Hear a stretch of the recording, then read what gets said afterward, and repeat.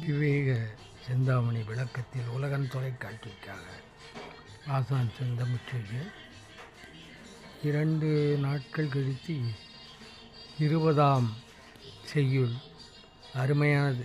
மூடன் யார், மடையன் யார் என்றெல்லாம், சோம்பேறி யார் என்றெல்லாம் சொல்லுகிற ஒரு அருமையான பாடல்.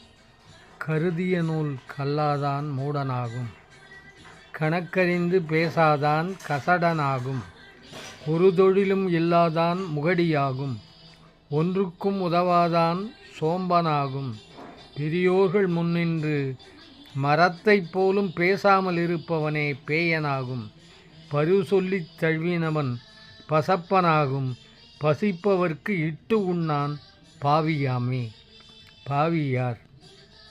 கருதிய நூல்களை கல்லாதவன் முட்டாளாக இருப்பான்.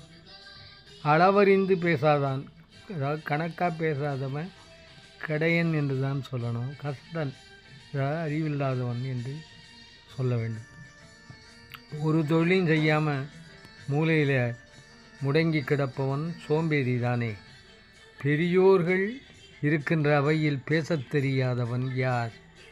அவன் யார்? மரம் போல நிற்கின்றவன் என்று. இந்த உதாரணம் வந்திருந்தாலும் இந்த இடத்துக்கு பொருந்தும். பரிவு சொல்லி தழுவினவன் பசப்பனாகும். இங்கே பரிவுன்னா அன்புன்னு வச்சுக்கக்கூடாது. அதாவது பசப்பிக்கொண்டு, அதாவது ஏமாற்றி கொண்டு அப்படி கட்டி பிடிக்கிறான்ல சில பேர். இந்த அரசியல் தலைவர்கள் வெளிநாட்டுக்கு போகிற மஞ்சுத்திக்கிட்டே இருக்கிறவன்லாம் பார்க்கலாம். கட்டி பிடிச்சிக்குவானு, உள்ளொன்று இருக்கும் புறமொன்று இருக்கும். அவன்லாம் பசப்பனமில்லை சேருவான்.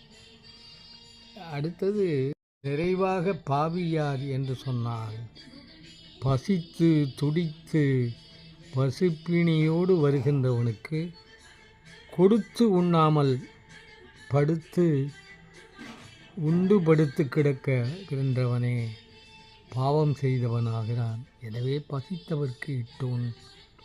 நன்றி, வணக்கம். விவேக சிந்தாமணி செய்யுள் எண் 20. ஆசான் செந்தமிழ்ச்செய்யன். மெய்யறி மையம்.